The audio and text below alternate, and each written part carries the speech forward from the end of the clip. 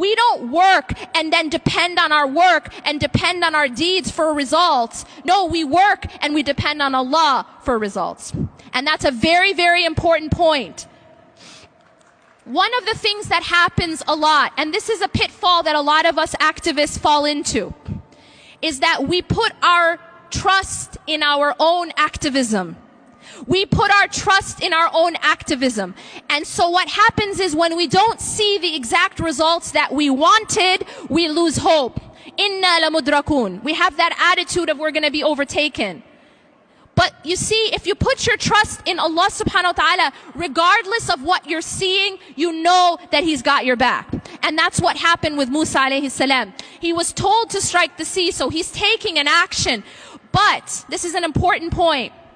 If I asked you right now, y'all are in, where am I now? Chicago. Yeah? If I tell you to go take a large staff or a large stick and hit, Lake Michigan, it's not gonna split. Why? It is not his action which caused the result. Why did he strike the sea? Because it was Allah who told him to. It was part of his worship.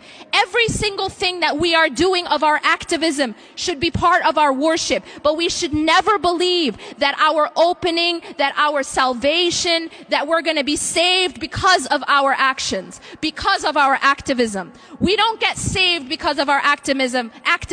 We get saved by Allah. And this is a very, very important point of our tawheed. To understand it's only Allah who saves us. It's only Allah who provides the opening. He is Al-Fattah. He is Al-Fattah. I'm not Al-Fattah. You're not Al-Fattah. We're not, as organizations, Al-Fattah. We don't change our circumstances. Allah changes our circumstances. But here's a very important point about the formula for change. Inna Allah la yughayyiru ma biqawmin hatta yughayyiru ma bi anfusihim. Yes, Allah is the one who changes our circumstances. But Allah also says that indeed Allah does not change the condition or the circumstances of a people until they change what's inside themselves. There is a job that we have to do. There is a striking of the sea that we have to do. But we have to at the same time never despair. We have to at the same time have the attitude of Kalla inna ma'a rabbi sayahdeen. Indeed, my Lord is with me and He will guide me through. This is extremely essential. And I will tell you this. If you are focused too much on the problem, you will have the reaction of Bani Israel.